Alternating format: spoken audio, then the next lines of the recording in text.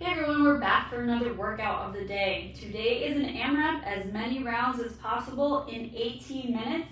It is called Polly Pocket. It is 20 sit-ups, 20 kettlebell swings, 20 box jumps, and 20 glute bridges. So we're going to go through all of those movements and the modifications, and then you can get started. Okay, so the first movement is going to be our sit-up. So we are going to start sitting down and we're going to come up and touch those toes, really squeezing and using those ab muscles to sit up. So what we don't want to do is really just use our hip flexors to sit there and get yourself up. So really squeeze and really pay attention to what you're feeling in those abs there. Okay, so modifications would be to the knees. If you want, you can do crunches, so you reach to the shins there. What we want to avoid is putting our hands behind our head and really straining that neck forward. So that's why we're not going to do that. So those are the movements for the sit-up. Next is going to be our kettlebell swing. So recently I saw some really terrible kettlebell swings. So we're definitely going to go over these. We want to be about a little bit wider than hip width apart with our feet, right?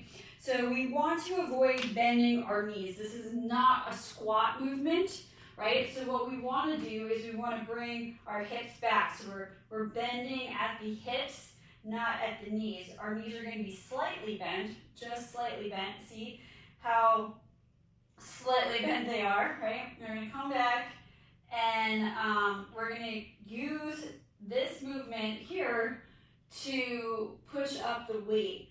So we should not be squatting down. We're bringing our hips back and we're using that momentum to come back and forward to create the upward movement with the weight.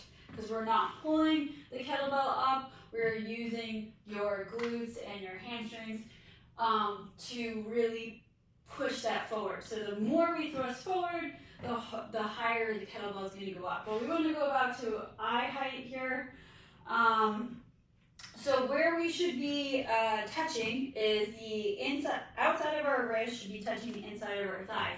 That's going to indicate where we're going, where our body's going. So if we're coming here, right, you see that I have to bring my hips back, right? My back is straight, my chest is slightly upward, right? So I'm going to look forward. And we're going to use this to go forward. Now if we're touching anywhere above that wrist, that means we're probably squatting down, right? So if we squat down and try to bring this up, we're taking away that momentum that goes forward, right? So think of like a swing. If you try to swing upward, it's not going to swing upward. So we want to create that swing just in that nice straight line, right? So if we're coming down and we're hitting somewhere around here and we're trying to bring it up, we're not giving ourselves the right momentum to bring that up, and now we're straining things like our lower back, we're straining those arms and shoulders, trying to get that kettlebell to the height we want. Also, another thing that I see besides the squat is just coming back too far, right? So we don't want to come back too far, because that's going to, again, put strain in areas we just don't want to. It's going to also take away some of that momentum. So this is what it's going to look like with the kettlebell. So we're going to come back. And again, the more drive I have, the higher the kettlebell is going to go. And you notice it's in a nice straight swinging motion, and it's not up and down at any time. So if you don't have a kettlebell, but you have a dumbbell, you can also use that in replacement, and it's the same movement as the kettlebell. You can also use a band. With the band, you're going to set yourself up so that you're stepping on the band, right? Band's going to be behind you, and you're going to pull it through between your legs, and again, you're going to have that momentum. And when you come up to the top, when you're up here, you should be squeezing those glutes at the top. Same thing with this. Okay, so it's a kettlebell swing. The next movement is going to be our box jump.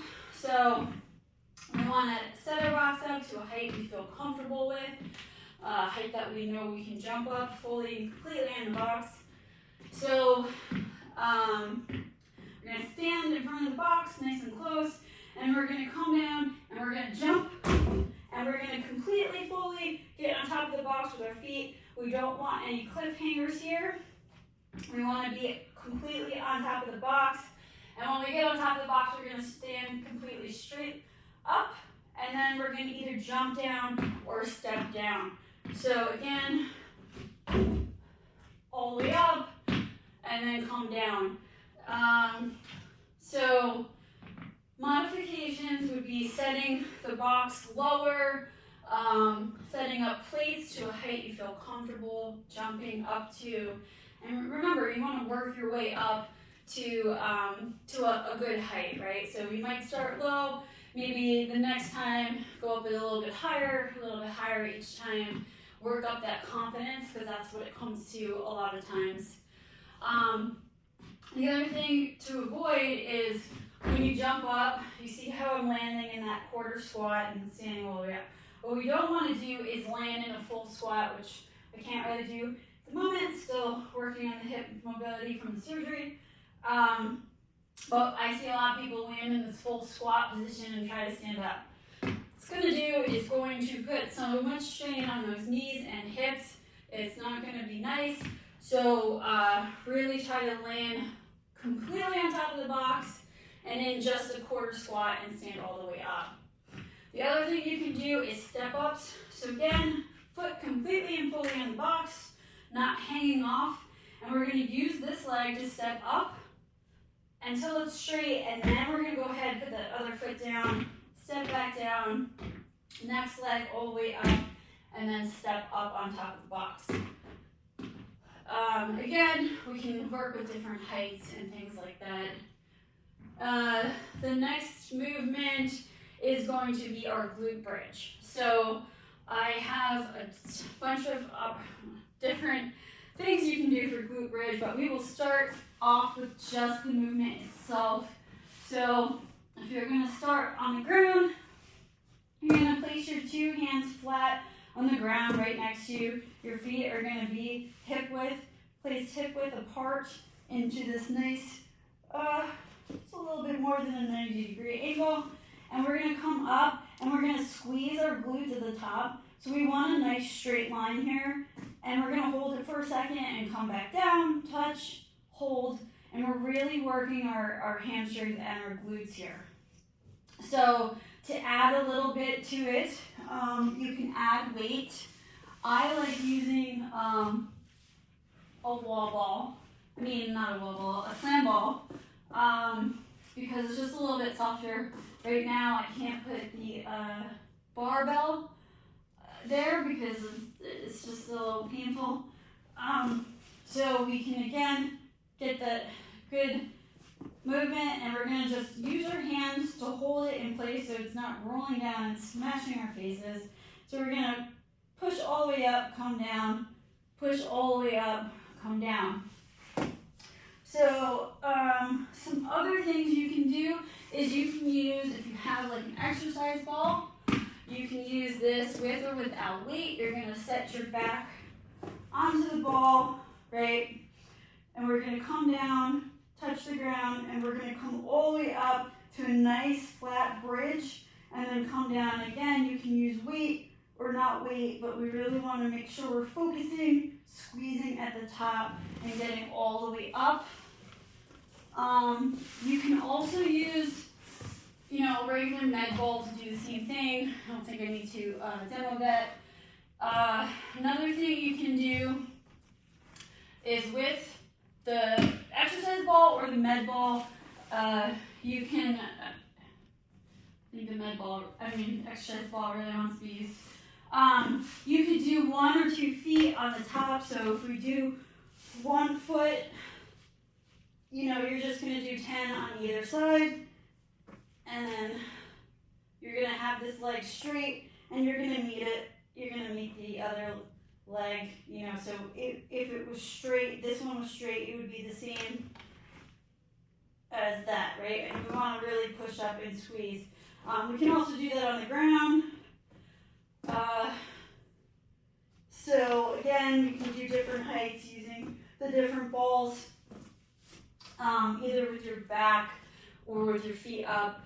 And again, you can do that with or without weight, depending on where you're at.